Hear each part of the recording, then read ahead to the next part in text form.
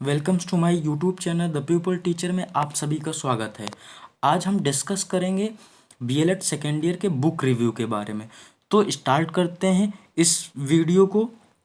तो सबसे पहले आप देख रहे होंगे जैसे कि किसी चीज़ की स्टार्ट करने से पहले हम उसकी प्रस्तावना देते हैं, इंट्रोडक्शन देते हैं। उसी प्रकार हम इसमें बुक रिव्यू के बारे में हम प्रस्तावना लिखेंगे। तो वर्तमान समय में शिक्षा की प्रक्रिया के अंतर्गत ज़्यादातर अध्यापक क्या करते हैं कि पुस्तकों का सहारा लेते हैं किसी चीज़ पढ़ाने के लिए।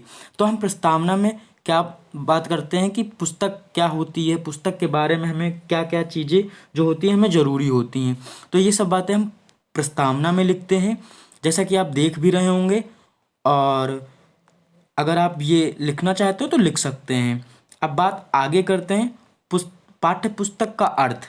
पाठ्य पुस्तक का अर्थ जैसे कि हम इसमें बता सकते हैं कि पाठ्य पुस्तक दो शब्दों के मेल से बना है, पाठ्य और पुस्तक। पाठ्य का अर्थ होता है पठन करने योग्य तथा पुस्तक का अर्थ है जिसे पढ़कर ज्ञान प्राप्त हो। तो हम बात करते हैं कि पाठ्य पुस्तक का अर्थ के बारे में। फिर उसके बाद बात करेंगे पाठ्य पुस्तक की परिभाषा क्या होनी चाहिए, पाठ्य पुस्तक कैसी होनी चाहिए।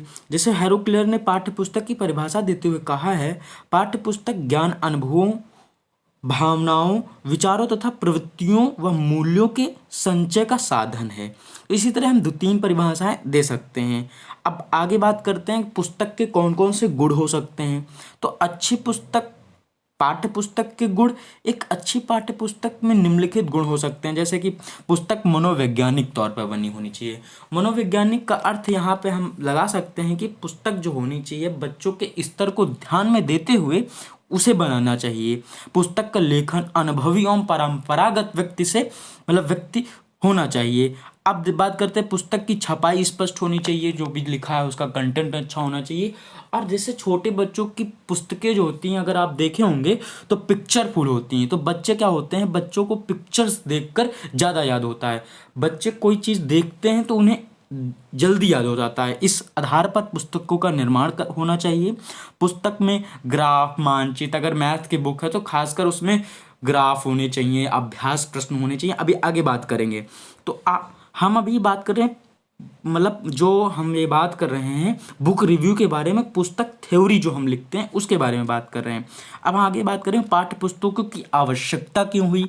कहा भी जाता है कि जो कह सकते हैं कि जो शिक्षा प्रणाली है हमारी वो तीन ध्रुवों से चलती है, छात्र, छात्राध्यापक और पुस्तक। तो इन तीनों चीज की जरूरत होती है। पाठ्यक्रम में जैसे पुस्तक आते हैं, पुस्तकों के माध्यम से अध्यापक पढ़ा सकता है। मान लो कोई चीज होगी, जैसे हम पढ़ रहे हो, अगर कोई चीज छूट जाती है जो पुस्तक के माध्यम से हम उस ज्ञान को स्थायी कर सकते हैं, तो हम पाठ्य पुस्तकों की आवश्यकता इसलिए होती। जैसे अगर आप पाठ्य पुस्तकें ना होती तो हमारा जो भी संस्कृति है भारत देश की वो हम संरक्षित ना कर सकते। तो पुस्तकों का महत्व तो स्पष्ट ही हो गया होगा। अब बात करते हैं पाठ्य पुस्तकों की निम्नांकित महत्व क्या हो सकता है। तो महत्व में भी आप देख सकते हैं कि पाठ्य पुस्तकें शिक्षक द्वारा दी जाने वाली शिक्षा को सरल सुबोध बनाती हैं। शिक्षा के प्रसार में पाठ्य पुस्तकें सहायक होती हैं। तो इस तरह के हम देख भी सकते हैं और आप लिख भी सकते हैं। अब बात करते हैं पाठ्य पुस्तक समीक्षा की परिभाषा क्या होनी चाहिए, किस प्रकार हम पुस्तक समीक्षा करते हैं, किन किन चीज़ों की ज़रूरत होती है। जैसा कि हमने बीएलएड के बारे में हम लोग दे रहे हैं, तो बीएलएड स्तर पर पुस्तक समीक्षा करने का कार्य हमारी एक तर्क चिंतन तथा दूरदर्शिता जांचने का कार्य करती है। जैसे हम लोग टीचर बनेंगे आगे चलकर तो पुस्तकों के बारे में जानना होगा, पुस्तक किस प्रकार की होनी चाहिए, वो किस किस आधार पर, किन किन स्तरों पर किस प्रकार की पुस्तकें होनी चाहिए। तो पाठ्य पुस्तक विश्लेषण की आवश्यकता, जैसे हमने कोई भी बुक ले ली, एक साइंस की ले ली, मैथ की ले ली, हिंदी की ले ली, सबका विश्लेषण करना होगा।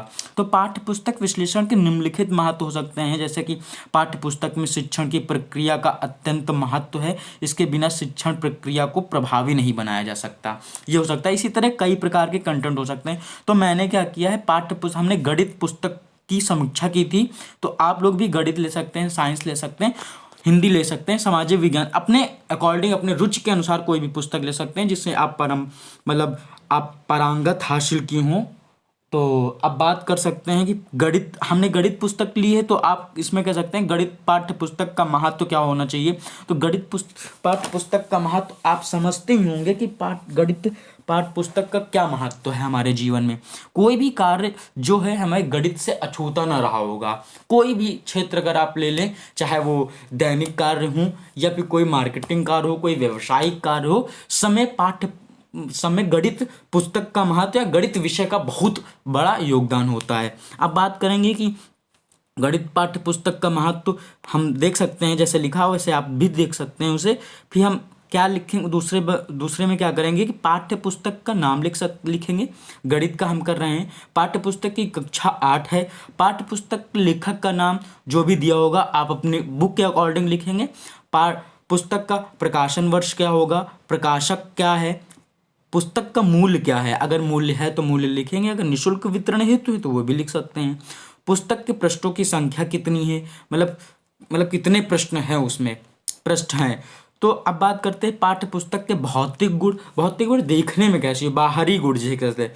तो पुस्तक का आवरण पृष्ठ क्या है, पुस्तक का मुख्य पृष्ठ क्या है, पुस्तक की बाइंडिंग अच्छी है या नहीं, कि बच्चा खोल रहा है और निकल जा रही है, ये देखते हैं। कागज़ की गुणवत्ता देखते हैं। हाँ, ये ध्यान रखें कि ज़्यादा गुणवत्ता के बारे में ना बताएं, क्योंकि क्या होता है बहुत सारी पुस्तकें जो होती बहुत महंगी हो जाती हैं, तो सभी लोग नहीं खरीद सकते उसे, तो इसका ध्यान रखना चाहिए।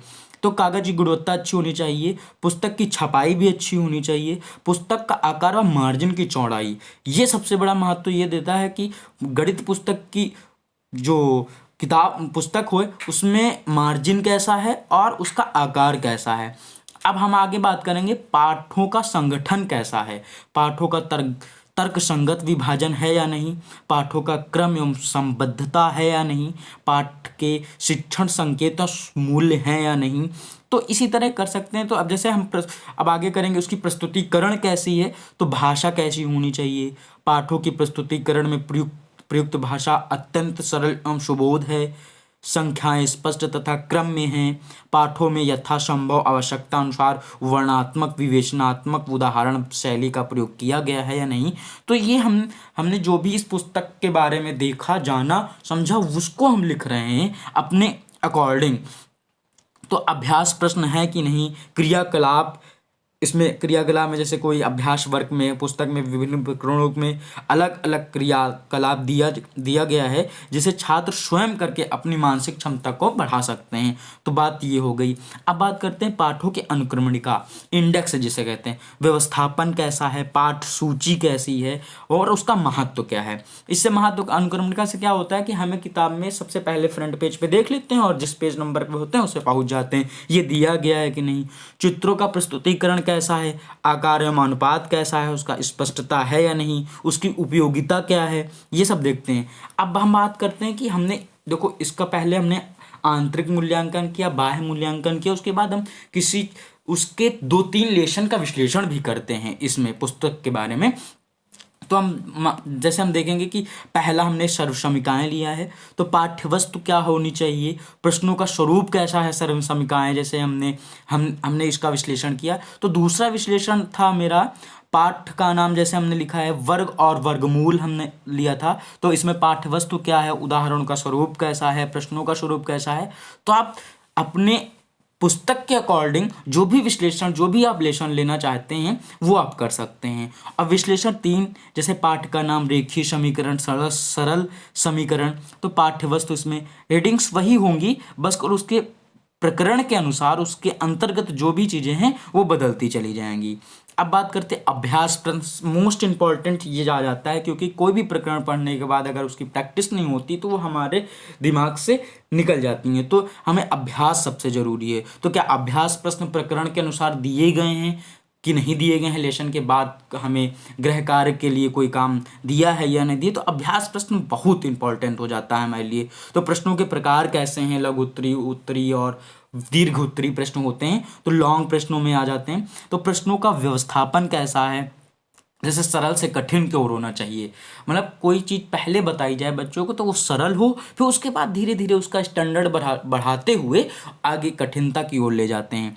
अब बात करते हैं हमने 5 मतलब 3 का हमने क्या किया है, विश्लेषण किया है। उसके बाद अभ्यास प्रश्न किए हैं, फिर उसके बाद निष्कर्ष निकालते हैं कि इसमें इसकी भाषा शैली कैसी थी, चित्रों का प्रस्तुतिकरण कैसा था, ज्ञानवर्धक जानकारी थी या नहीं थी, कक्षा स्तर के अनुकूल थी या नहीं। ऐसा नहीं कि क्लास 8 की किताब को हम क्लास 7 या 6 में पढ़ाने लगे। उसके स्तर को ध्यान में रखते हुए बालक के पुस्तकों का निर्माण करना चाहिए। सबसे पहले हमने पढ़ाई थी मनोवैज्ञानिक ढंग से होनी चाहिए, मनोवैज्ञानिक स्तर को ध्यान में रखते हुए पुस्तकों का निर्माण करना चाहिए। अब बात करते हैं पाठ्य पुस्तकों के दोष। वैसे दोष तो ज़्यादा नहीं निकलते, लेकिन कुछ ना कुछ जो जिसके गुण होते हैं उसके दोष ना कुछ तो होंगे ही। तो जैसा कि हम देख भी सकते हैं कि पाठ्य पुस्तक के पाठों के मूल्यांकन के लिए तथा इकाई पर मूल्यांकन की व्यवस्था ना होना। तो पाठ्य पुस्तक में चित्रों की कमी के साथ साथ प्रयुक्त चित्रों में सजीवता का अभाव होना। तो इस प्रकार हम देख सकते हैं 2 4 6 करके पाठ्य पुस्तक के दोष निकल के आते हैं। फिर उसके बाद क्या करते हैं, पाठ्य पुस्तक में सुधार के लिए आप सुझाव भी दे सकते हैं, इसमें कौन सी कमियां रही और इसको किस प्रकार हमें सुधारना चाहिए। क्योंकि आप आने वाले समय में आप शिक्षक होंगे, तो पाठ्य पुस्तक के बच्चों के अकॉर्डिंग हो या कैसे कैसे हम बच्चों को समझा सकें, उसके अकॉर्डिंग हम पुस्तकों का निर्माण करवा सकते हैं। तो अपने सुझाव भी दे सकते हैं यहाँ पर। उसके बाद आता है शैक्षिक निहितार्थ। शैक्षिक निहितार्थ शिक्षा के लिए निहित क्या है, उपयोगी क्या है। इसमें बालकों की तर्क शक्ति बढ़ती है। इसमें प्रयोग के द्वारा बालक किताबों से छोटी व बड़ी गलतियाँ खोज लेता है, इससे उसकी गलती खोजने की शक्ति बढ़ती है।